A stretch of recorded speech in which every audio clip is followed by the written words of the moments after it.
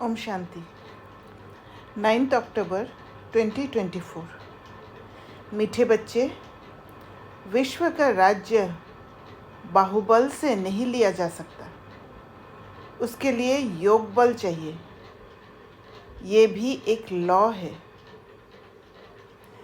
प्रश्न: शिव बाबा स्वयं ही स्वयं पर कौन सा वंडर खाते हैं? उत्तर: बाबा कहते, देखो कैसा वंडर है, मैं तुम्हें पढ़ाता हूँ। ये मैंने किसी से कभी पढ़ा नहीं।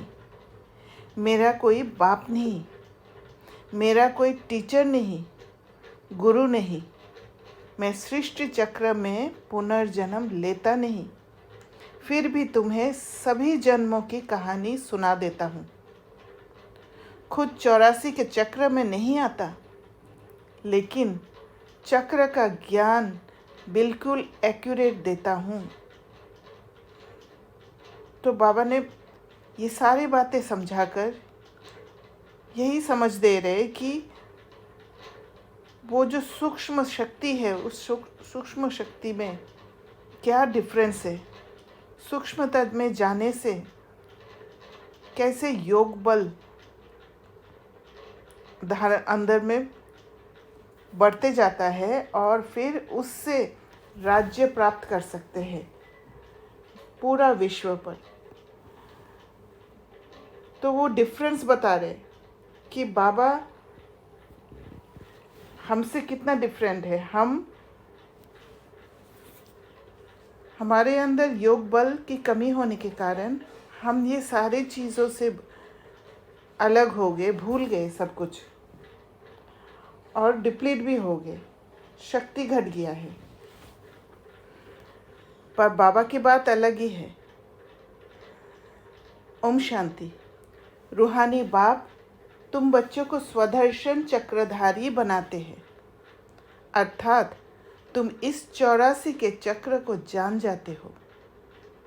आगे नहीं जानते थे क्योंकि हम भूल चुके थे। संगम युग के बाद हम भूल जाते हैं। अभी बाप द्वारा तुमने जाना है और संगम युग में ही हम जानते हैं। और ये नॉलेज सिर्फ संगम युग के लिए ही है। 84 जन्मों के चक्र में तुम आते हो ज़रूर। तुम बच्चों को 84 के चक्र का नॉलेज देता हूँ, और इसी संगम युग में ही हम मास्टर भगवान बनते हैं। और इस एक ही युग के लिए मैं स्वदर्शन चक्रधारी हूँ, परंतु प्रैक्टिकल में 84 जन्मों के चक्र में आता नहीं हूँ। तो इससे समझ जाना चाहिए शिव बाप में सारा ज्ञान है। तुम जानते हो हम ब्राह्मण अभी स्वदर्शन चक्रधारी बनते हैं, बाबा नहीं बनते हैं। फिर उनमें अनुभव कहाँ से आया? बाबा को बनने की ज़रूरत नहीं। बाबा हमेशा के लिए स्वदर्शन चक्रधारी है। हमको तो अनुभव प्राप्त होता है। बाबा कहाँ से अनुभव लाते हैं? जो तुमको सुनाते हैं। प्रैक्टिकल अनुभव होना चाहिए ना। बाप कहते हैं, मुझे ज्ञान का सागर कहते हैं, परंतु मैं तो 84 जन्मों के चक्र में आता नहीं हूँ। फिर मेरे में ये ज्ञान कहाँ से आया? तो आज प्रश्न द्वारा हमारे अंदर में ये समझ दे रहे हैं बाबा कि बाबा में और हम में क्या डिफरेंस है। टीचर पढ़ाते हैं तो ज़रूर खुद पढ़ा हुआ है ना। ये शिव बाबा कैसे पढ़ा? इनको कैसे 84 के चक्र का मालूम पड़ा, जबकि खुद 84 जन्मों में नहीं आता है। बाप बीज रूप होने कारण जानते हैं, खुद 84 के चक्र में नहीं आते हैं, परंतु तुमको सब समझाते हैं। ये भी कितना वंडर है। ऐसे भी नहीं बाप कोई शास्त्र आदि पढ़ा हुआ है। कहा जाता है ड्रामा अनुसार उसमें ये नॉलेज नूंदी हुई है जो तुमको सुनाते हैं। तो वंडरफुल टीचर हुआ ना। वंडर का खाना चाहिए ना, इसलिए इनको बड़े बड़े नाम दिए हैं, ईश्वर, प्रभु, अंतर्यामी आदि आदि। क्योंकि बाबा कुछ अलग है, इस वजह से सबसे ऊंचा नाम दिया गया है। बाबा कहते तुम वंडर खाते हो, ईश्वर में कैसे सारी नॉलेज भरी हुई है, उनमें आई कहाँ से जो तुमको समझाते हैं। उनको तो कोई बाप भी नहीं जिससे जन्म लिया हो व समझा हो। तुम सब भाई भाई हो। वह एक कैसे तुम्हारे बाप है, बीज रूप है। कितनी नॉलेज बैठ बच्चों को सुनाते हैं। कहते हैं 84 जन्म मैं नहीं लेता हूँ, तुम लेते हो। तो ज़रूर प्रश्न उठेगा ना, बाबा आपको कैसे मालूम पड़ा। बाबा कहते हैं बच्चे, अनादि ड्रामा अनुसार मेरे में पहले से ये नॉलेज है जो तुमको पढ़ाता हूँ। इसलिए ही मुझे ऊंचते ऊंच भगवान कहा जाता है। खुद चक्र में नहीं आते, परंतु उनमें सारी सृष्टि के आदि मध्य अंत की नॉलेज है। तो तुम बच्चों को कितनी खुशी होनी चाहिए।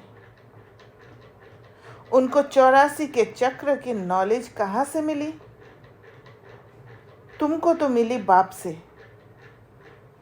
बाप में ओरिजिनल नॉलेज है। उनको कहा ही जाता है नॉलेजफुल। इसीलिए हम बच्चों को मास्टर नॉलेजफुल कहते हैं, क्योंकि वो नॉलेजफुल बाप से मिला है। हमें नॉलेजफुल नहीं कहा जाता है। कोई से पढ़ा भी नहीं है तो भी उनको ओरिजिनल मालूम है, इसलिए नॉलेजफुल कहा जाता है। ये वंडर है ना, इसलिए ये ऊंचते ऊंच पढ़ाई गाई जाती है। बच्चों को वंडर लगता है बाप पर। उनको क्यों नॉलेजफुल कहा जाता। एक तो ये समझने की बात है, दूसरी फिर क्या बात है। ये चित्र तुम दिखाते हो तो कोई पूछेंगे कि ब्रह्मा में भी अपनी आत्मा होगी, और ये जो नारायण बनते हैं उनमें भी अपनी आत्मा होगी। 2 आत्माएं हैं ना, एक ब्रह्मा एक नारायण की। परंतु विचार करेंगे तो ये कोई 2 आत्माएं नहीं है, आत्मा एक ही है। ये एक सैंपल दिखाया जाता है देवता का। ये ब्रह्मा सो विष्णु अर्थात नारायण बनते हैं।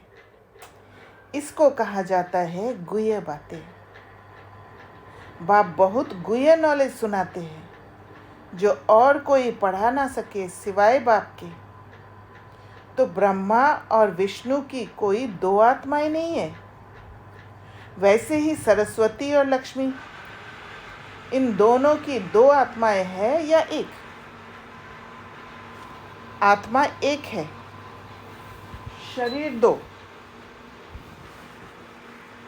शरीर 2 है। ये सरस्वती ही फिर लक्ष्मी बनती है, इसलिए एक आत्मा गिनी जाएगी। 84 जन्म एक ही आत्मा लेती है। ये बड़ी समझ की बात है। ब्राह्मण सो देवता, देवता सो क्षत्रिय बनते हैं। आत्मा एक शरीर छोड़ दूसरा लेती है। आत्मा एक ही है। एक ये सैंपल दिखाया जाता है कैसे ब्राह्मण सो देवता बनते हैं। हम सो का अर्थ कितना अच्छा है। इनको कहा जाता है गुह्य गुह्य बातें। इसमें भी पहले पहले तो ये समझ चाहिए कि हम एक बाप के बच्चे हैं। सभी आत्माएं असुल परमधाम में रहने वाली है। यहाँ पाठ बजाने आई है। ये खेल है। बाप तुमको इस खेल का समाचार बैठ सुनाते हैं। बाप तो ओरिजिनल जानते ही हैं। उनको कोई ने सिखलाया नहीं है। इस 84 के चक्र को वही जानते हैं जो इस समय तुमको सुनाते हैं। फिर तुम भूल जाते हो। फिर उनका शास्त्र कैसे बन सकता? बाप तो कोई शास्त्र पढ़ा हुआ नहीं है। फिर कैसे आकर नई नई बातें सुनाते हैं? आधा कल्प है भक्ति मार्ग। ये बात भी शास्त्रों में नहीं है। ये शास्त्र भी ड्रामा अनुसार भक्ति मार्ग में बने हैं। तुम्हारी बुद्धि में शुरू से लेकर अंत तक इस ड्रामा की कितनी बड़ी नॉलेज है। उनको ज़रूर मनुष्य तन का आधार लेना पड़े। शिव बाबा इस ब्रह्मा तन में बैठ इस सृष्टि चक्र की नॉलेज सुनाते हैं। मनुष्य ने तो गपोड़े लगाकर सृष्टि की आयु ही कितनी लंबी कर दी है। नई दुनिया सो फिर पुरानी दुनिया बनती है। नई दुनिया को कहा जाता है स्वर्ग, पुरानी को कहा जाता है नर्क। दुनिया तो एक ही है। नई दुनिया में रहते हैं देवी देवता, वहाँ अपार सुख है। सारी सृष्टि नई होती है। अभी इनको पुराना कहा जाता है। नाम ही है आयरन एजेड वर्ल्ड। जैसे ओल्ड दिल्ली और न्यू दिल्ली कहा जाता है। बाप समझाते हैं, मीठे मीठे बच्चों, न्यू वर्ल्ड में न्यू दिल्ली होगी। ये तो ओल्ड वर्ल्ड में ही कह देते हैं न्यू दिल्ली। इनको न्यू कैसे कहेंगे? बाप समझाते हैं, नई दुनिया में नई दिल्ली होगी। उनमें ये लक्ष्मी नारायण राज्य करेंगे। उसको कहा जाएगा सतयुग। तुम इस सारे भारत में राज्य करेंगे। तुम्हारी गद्दी जमुना किनारे पर होगी। पिछाड़ी में रावण राज्य की गद्दी भी यहाँ ही है। राम राज्य की गद्दी भी यहाँ होगी। नाम दिल्ली नहीं होगा, उसको परिस्तान कहा जाता है। फिर जो जैसा राजा होता है वह अपनी गद्दी का ऐसा नाम रखते हैं। इस समय तुम सब पुरानी दुनिया में हो। नई दुनिया में जाने के लिए तुम पढ़ रहे हो। फिर से मनुष्य से देवता बन रहे हो। पढ़ाने वाला है बाप। तो कैसे कैसे परिवर्तन हो रहा है, कैसे कैसे आत्माएं गिरते गए हैं और फिर कैसे कैसे पढ़ाई करके ऊंचा उठते हैं, ये पूरा बाबा ने अभी समझाए हैं। और ये सारा नॉलेज बाबा की बुद्धि में है। बाबा कहते तुम जानते हो, ऊंचे ते ऊंचे बाप ने नीचे आकर राजयोग सिखाया है। रहते बहुत ऊंचे हैं पर वहाँ से नीचे आए हैं। हमारे जैसे बने हैं। परसेप्शन चेंज नहीं किया, पर हम जो परसीव कर रहे हैं उसको उन्होंने समझा और फिर उसी हिसाब से हमें समझाया। अभी तुम हो संगम पर, जबकि कलयुगी पुरानी दुनिया खत्म होनी है। बाप ने इनका हिसाब भी बताया है। मैं आता हूँ ब्रह्मा तन में। मनुष्य को तो पता ही नहीं है कि ब्रह्मा कौन सा। सुना है प्रजापिता ब्रह्मा। तुम प्रजा हो ना ब्रह्मा की, इसलिए अपने को बीके कहलाते हो। वास्तव में शिव बाबा के बच्चे शिववंशी हो। जब निराकार आत्माएं हो, फिर साकार में प्रजापिता ब्रह्मा के बच्चे भाई बहन हो और कोई भी संबंध नहीं है। इस समय तुम उस कलयुगी संबंध को भूलते हो क्योंकि उनमें बंधन है। क्योंकि कलयुगी संबंध में एक दूसरे पर डिपेंडेंट होने के कारण बंधन में फंसे हैं। तुम जाते हो नई दुनिया में। ब्राह्मणों की चोटी होती है। चोटी ब्राह्मणों की निशानी है। तुम ब्राह्मणों का ये कुल है। वह है कलयुगी ब्राह्मण। ब्राह्मण अक्सर करके पंडे होते हैं। एक धामा खाते हैं, जो मंदिरों में भोग लगता है या कोई आके चढ़ाते हैं, वो खाने वाले को धामा खाते हैं कहते हैं। दूसरे ब्राह्मण गीता सुनाते हैं। अभी तुम ब्राह्मण ये गीता सुनाते हो, वह भी गीता सुनाते हैं, तुम भी गीता सुनाते हो। फर्क देखो कितना है। हम ज्ञान को समझ के गीता सुनाते हैं और वो लोग बिना समझे भक्ति का गीता। तुम कहते हो कृष्ण को भगवान नहीं कह सकते, कृष्ण को देवता कहा जाता है, उनमें दैवी गुण है, उनको तो इन आँखों से देखा जा सकता है। शिव के मंदिर में देखेंगे, शिव को अपना शरीर है नहीं, वह है परम आत्मा अर्थात परमात्मा।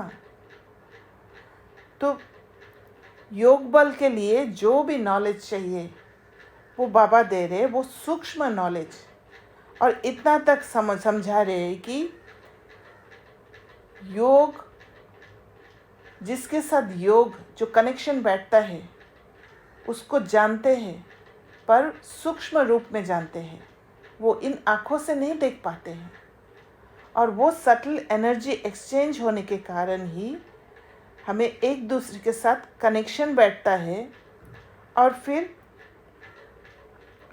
जाके योग बल जमा होता है। और सब गुप्त है।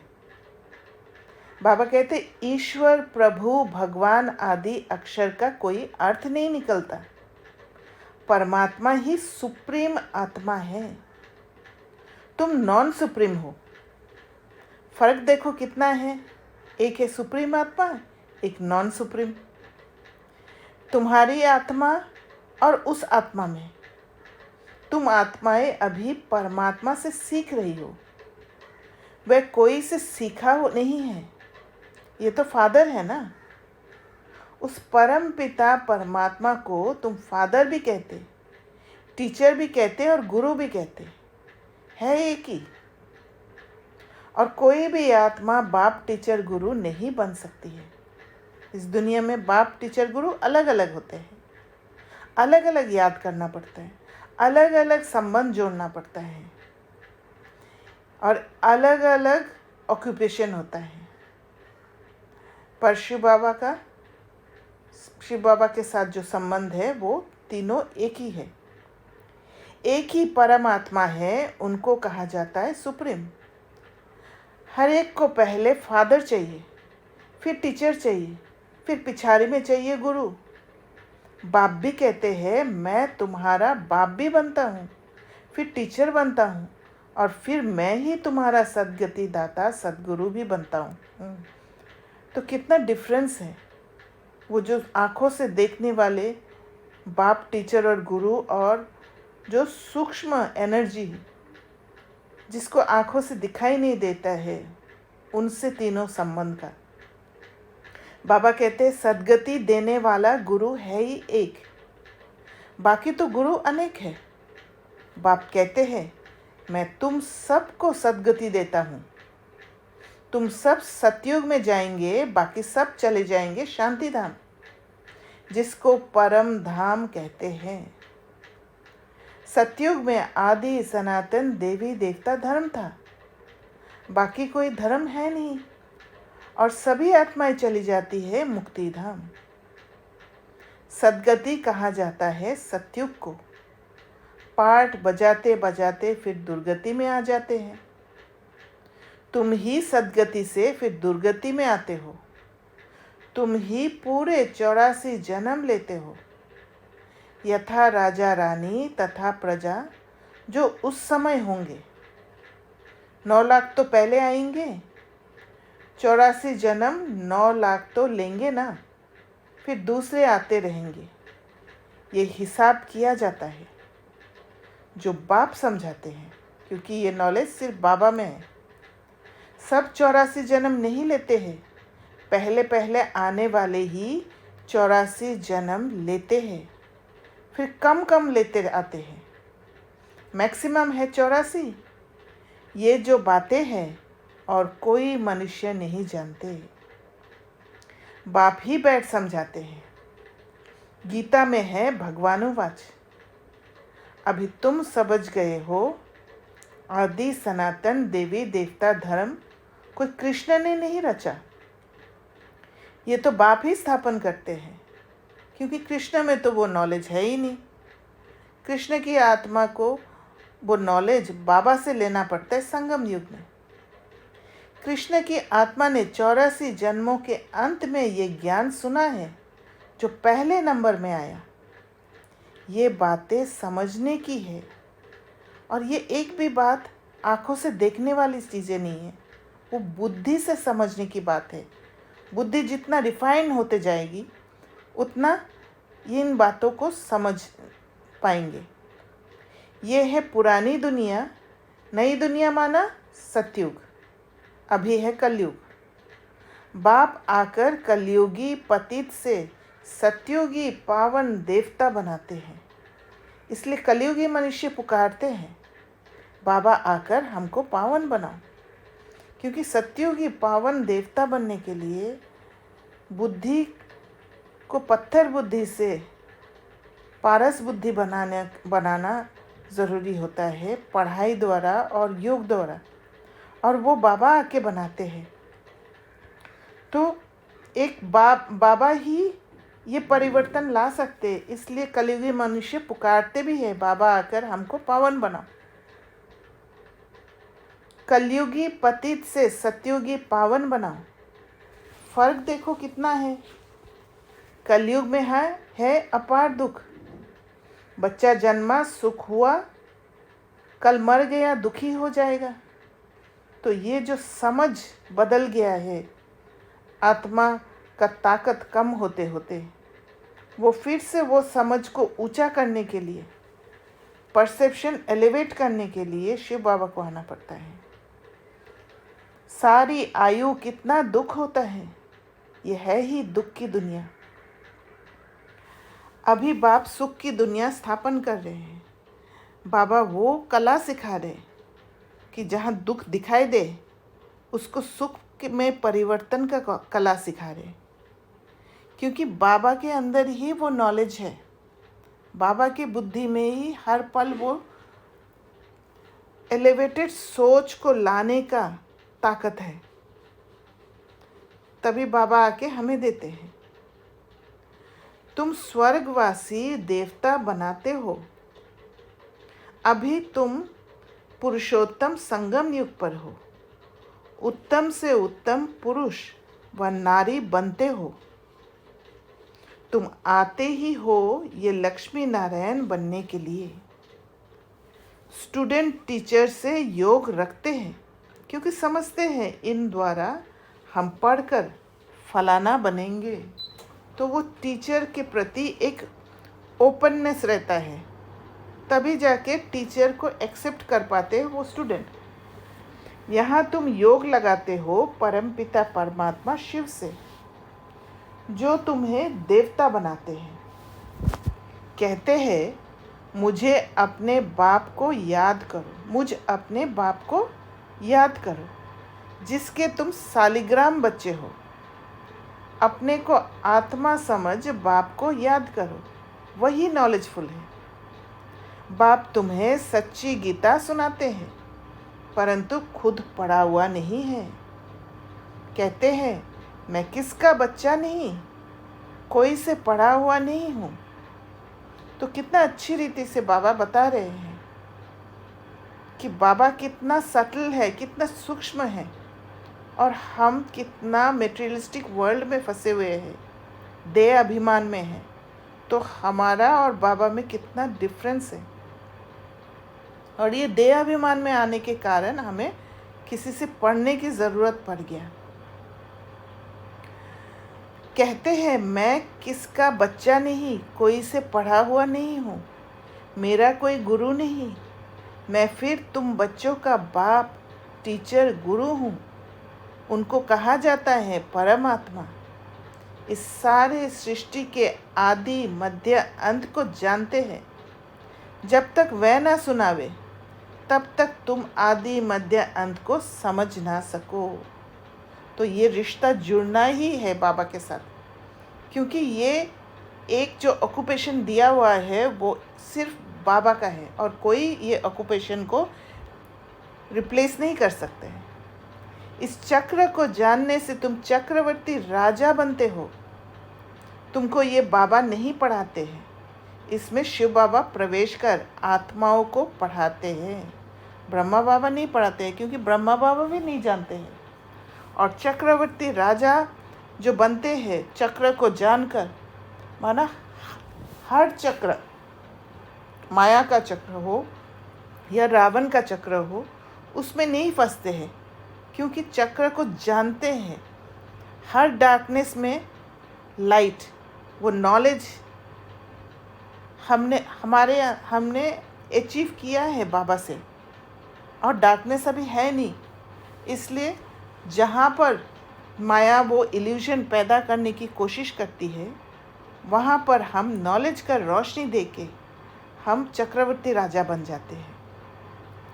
तो बाबा कहते हैं ये नई बात है ना, ये होते ही है संगम पर। पुरानी दुनिया ख़त्म हो जाएगी, किसकी दबी रही धूल में किसकी राजा खाए। बच्चों को कहते हैं बहुतों का कल्याण करने के लिए, फिर से देवता बनाने के लिए ये पाठशाला म्यूज़ियम खोलो, जहाँ बहुत आकर सुख का वर्षा पाएंगे। अभी रावण राज्य है ना, राम राज्य में था सुख, रावण राज्य में है दुख, क्योंकि सब विकारी बन गए हैं। विकारी बनना माना बुद्धि पत्थर बन जाना। वो जो समझ है, ऊंची समझ, उससे नीचे गिर जाना। हर बात में इमोशंस पैदा होना। बाबा कहते वह है ही निर्विकारी दुनिया। बच्चे तो इन लक्ष्मी नारायण आदि को भी है ना, परंतु वहाँ है योग बल। कितना सूक्ष्म ताकत है उनमें।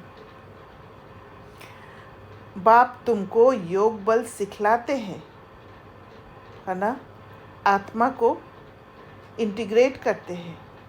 जहाँ जहाँ टुकड़ा टुकड़ा होकर बंधन में फंसे हुए हैं, उन सब से, जहाँ फ्रेगमेंटेशन हो रखा है, उन सब से छुड़ा कर एक ताकतवर, एक शक्ति जो है, उस शक्ति को इकट्ठा करके वापस वो योग बल में कन्वर्ट कर देते हैं। योग बल से तुम विश्व के मालिक बनते हो। बाहुबल से कोई विश्व का मालिक बन ना सके, उसमें डिफरेंस रहेगा। कोई पसंद करेंगे, कोई पसंद नहीं करेंगे। लॉ नहीं कहता।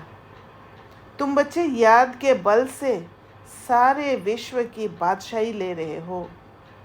कितनी ऊंची पढ़ाई है। बाप कहते हैं पहले पहले पवित्रता की प्रतिज्ञा करो। पवित्र बनने से ही फिर तुम पवित्र दुनिया के मालिक बनेंगे।